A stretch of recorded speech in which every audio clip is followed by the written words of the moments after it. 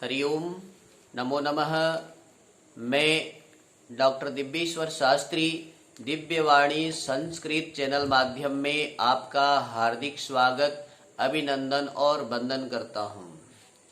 प्यारे छात्र छात्राओं, सम्माननीय अध्यापक बंधुओं, सम्माननीय अध्यापक अध्यापिका बहनों, मैं सतत आप लोगों की सेवा में प्रारंभिक रचना अनुवाद कौमुदी कक्षा संचालित कर रखा हूं। इससे पूर्व वीडियो में चलचित्रों में मैंने रचना अनुवाद कौमुदी की कुछ नियमों पर चर्चा किया है और आज मैं अभ्यास 8 और अभ्यास 9 की कुछ नियमों पर चर्चा करूंगा। आप महर्षि पाणिनि जी की जो अष्टाध्यायी है उस नियम क्रम में संस्कृत को पढ़ें और वह नियम क्रम इस प्रारंभिक रचना अनुवाद कौमुदी में विद्यमान है, जो डॉक्टर कपिल देव द्विवेदी जी ने इसको बना रखा है बड़े ही सुंदर ढंग से। उससे आप सीखेंगे तो संस्कृत में आपका बहुत सुंदर पकड़ बन जाएगा और आप संस्कृत के जो नियम है, पाणिनीय जो नियम है, संस्कृत के जो नियमावली बने हैं, इन अभ्यासों में छिपा हुआ है। इन अभ्यास के आधार पर आप सीख सकते हैं। तो आइए हम चर्चा करते हैं। अभ्यास 8 पर तृतीया विभक्ति के बारे में चर्चा की गई है। कर्तृकरणयोस् तृतीया, ये महर्षि पाणिनि जी का सूत्र है। कर्तृकरणयोस् तृतीया अर्थात कर्ता में और कर्ण में तृतीया विभक्ति होती है।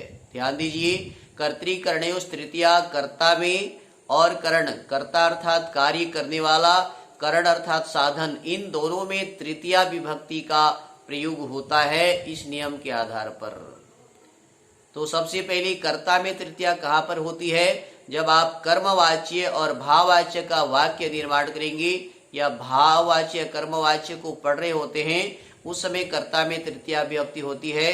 जैसे कि है ना, रामेण पुस्तकः पठ्यते, रामेण यहाँ पर कर्ता में तृतीया है।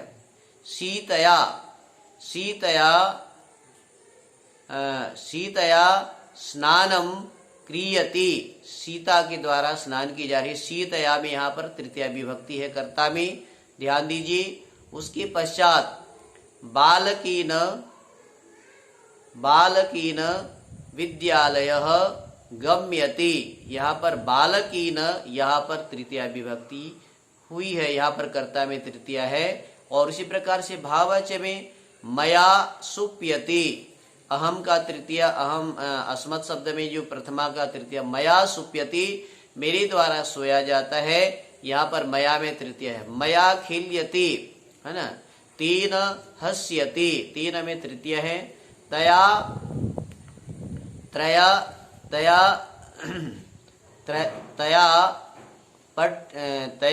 सुप्यते, तया बोले से उसके द्वारा सोई जा रही है, यहाँ पर भी तृतीय है। तो ये नियम ये है कि कर्तृकरणयोस् तृतीया, कर्ता और कर्ण में तृतीया होती है। तो कर्ण का उदाहरण हो सकता है सह दंडेन चलति, दंडेन ये कर्ण है, साधन है। सह दंडेन चलति रामः द्विचक्रिकया विद्यालयम गच्छति, द्विचक्री का कर्ण है, साधन यहाँ पर तृतीया, है ना।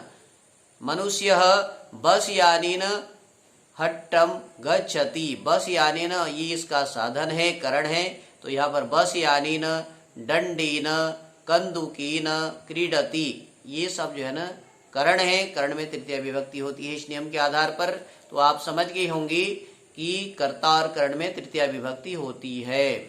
इसी बात ही एक महर्षि पाणिनि जी का और नियम है, सहयुक्त अप्रधाने, ये सूत्र है सहयुक्त प्रधाने, सह सार्धम साकम समम, इनके योग में तृतीया विभक्ति होती है। सह लगाएंगी, साकम लगाएंगी, समम लगाएंगी, तो इनके योग में तृतीया विभक्ति का प्रयोग होता है। जैसे जनकीन सह ग्रामम गच्छति, बालकः जनकीन सह बालकः जनकीन सार्धम, बालकः जनकीन साकम, बालकः जनकीन सह ग्रामम गच्छति, ऐसा आप प्रयोग कर सकते हैं। सह के योग में, साकम के योग में, सार्धम के योग में, समम के योग में तृतीया विभक्ति का प्रयोग इस सूत्र में होता है, सहयुक्ति अप्रधाने सूत्र से। किम कार्यम अर्थः प्रयोजनम ये जब तीनों चारों प्रयोजन अर्थ में होंगी तो भी तृतीया विभक्ति होती है।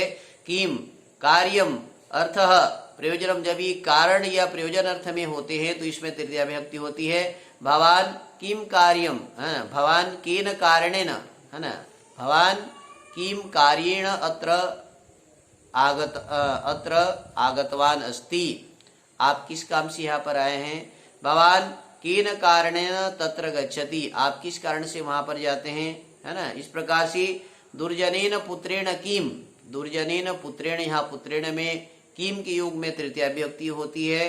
दुर्जनेन पुत्रेण किम कार्यम, है ना, दुर्जनेन शिष्येण कः अर्थः, दुर्जनेन बालकेन किम प्रयोजनम, इसमें किम प्रयोजन कार्यम अर्थः के योग में तृतीया विभक्ति होती है। इस नियम के आधार पर मैं आपको बताने का प्रयास किया हूँ। इन नियमों का पालन कीजिए और तृतीया विभक्ति लगाइए। हाँ, कर्ते करणयोस् तृतीया सहयुक्त्या प्रधाने किम कार्यम अर्थम प्रयोजनम, इनके योग में तृतीया होती है। आज यहाँ पर इस 8वां अभ्यास में आप जानिए। इसी के साथ में 9वां अभ्यास में भी तृतीया विभक्ति का कुछ प्रयोग हुआ है। अलम, बस और मत। अलम का जब हम निषेध अर्थ में प्रयोग करेंगे, बस के अर्थ में प्रयोग करेंगे, वहां पर तृतीया होती है। तो जैसे अलम विवादेन, अलम कोलाहलेन, अलम मिथ्या प्रलपेन, अलम विवादेन झगड़ा मत कीजिए, है ना, अलम विवादेन झगड़ा मत कीजिए। अलम खादितेन, ज्यादा मत खाइए। अलम हसीतेन, मत हंसिए। अलम शब्द जब निषेधवाची हो, निषेध के लिए हो, तो वहां पर भी तृतीया विभक्ति का प्रयोग होता है। अलम शब्द जब समर्थ में होता है तब चतुर्थी होती है, किंतु इस अभ्यास के आधार पर, 9वें अभ्यास के आधार पर आपको अलम शब्द का प्रयोग निषेध या बस के अर्थ में तृतीया में प्रयोग करना होगा। तृतीया विभक्ति होती है। इसमें और एक है एनांग विकार, महर्षि पाणिनि जी का सूत्र है एनांग विकार, एन अंगेन विकार, जिस अंग में विकार हो, जो अंग हमारे शरीर का विकृति हो जाए उस पर भी तृतीया विभक्ति होती है। जैसे कि सह नेत्रेण कारणः, यहाँ पर वह नेत्र से अंधा है, नेत्रेण में तृतीया विभक्ति होती है। सह बालकः कर्णेन बधिरः, बालक कर्ण से कान से बधिर है, बहरा है, यहाँ पर कर्णेन में तृतीया विभक्ति होगी, है ना। देवदत्तः पादेन खंजः अस्ति, देवदत्त पैर से लंगड़ा है, पादेन में खंज मतलब लंगड़ा है, यहाँ पैर से में तृतीया विभक्ति होगी। बंधु छात्र छात्राओं, अध्यापक बंधु अध्यापिकाओं बहनों, कहना चाहता हूँ एन अंग, जिस अंग में विकार लक्षित हो, जिस अंग पर विकार हो जाए उस अंग पर तृतीया विभक्ति होती है। ऐसा ये सूत्र है एनांग विकार। तो आपने सुना शरीर के जिस अंग पर विकार या विकृति आ जाए वहां पर तृतीया विभक्ति होती है। जैसे नेत्रेण काणः, नेत्रेण अंधः, है ना, काणः, कर्णेन बधिरः, पादेन खंजः इत्यादि। आगे नियम 19, है ना, अभ्यास नंबर 9 पर एक नियम 19 है।